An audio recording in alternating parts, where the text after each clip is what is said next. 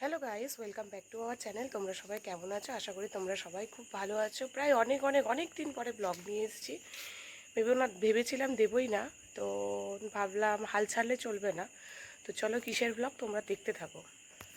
তো আমি আর বোন যাচ্ছি, একা আমি যাচ্ছি না। এখন বাজে হচ্ছে ভোর বলা ভুল, রাত 3টে বাজে। তো আমি আর বোন কোথায় যাচ্ছি দেখো তোমরা। তো রাস্তাটা খুবই মানে ফাঁকা ছিল, কারণ রাত 3টের সময় কেই বা আর বাইরে বেরোবে। কুকুর ছাড়া রাস্তায় কেউই সেরম ছিল না।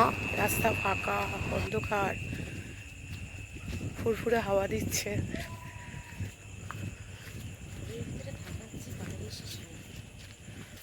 শুধু 2-4টে কুকুর ছাড়া রাস্তা আপাতত কিছুই দেখা যাচ্ছে না, মানুষজন দেখা যাক। এবছর হচ্ছে জ্যৈষ্ঠ মাসের 4টে মঙ্গলবার পড়েছে। তো আগে তো প্রত্যেকটাই আসতাম, এখন সত্যি শরীরের অবস্থা যা, প্রত্যেকটা আসতে পারি না।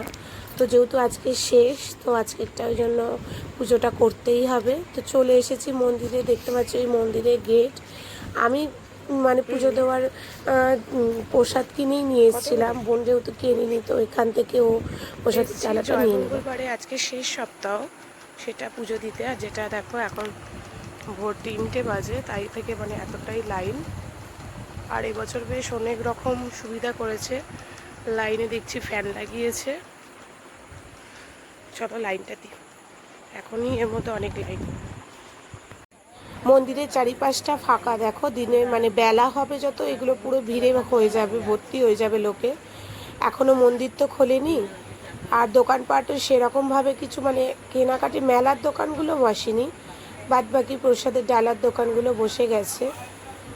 আর লোকের তো ভিড় দেখালামই তোমাদের, দেখতে পাচ্ছ ভিড় কীরকম এখন থেকেই, কারণ যা গরম পড়েছে সবাই চাইছে সকাল সকাল পুজোটা দিয়ে দিই।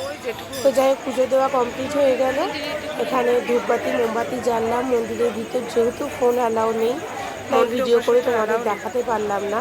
পুজো দিয়ে আমরা বাইরে ধূপবাতি মোমবাতি জ্বাললাম। মন্দির 4টের সময় খুলেছিল।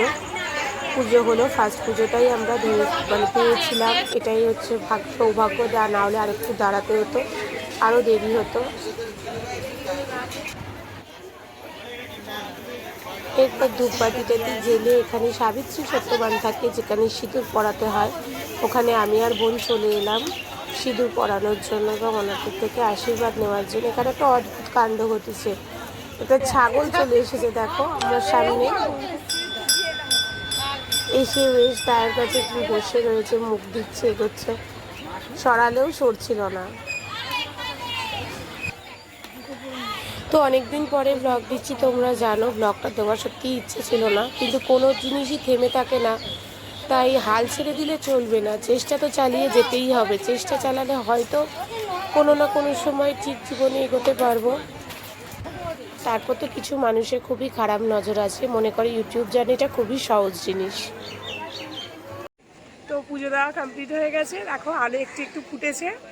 এখনও 5টা বাজিনি, 4:30 বাজে, আলো একটু ফুটেছে। পুজো দেওয়া কমপ্লিট, চলো বাড়ি যাই এখন।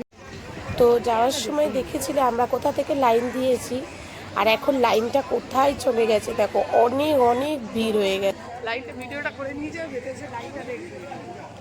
আর যেটা বলছিলাম, সফলতা চট করে আসে না, তার জন্য অনেকটাই কষ্ট করতে হয়। আর লোকে ভাবে যে ইউটিউবে ভিডিও ছাড়ছি মানে অনেক টাকা ইউটিউব থেকে পেয়ে যাচ্ছি, অবাক কাণ্ড। যাই হোক, ঘরে এসে কিলিকে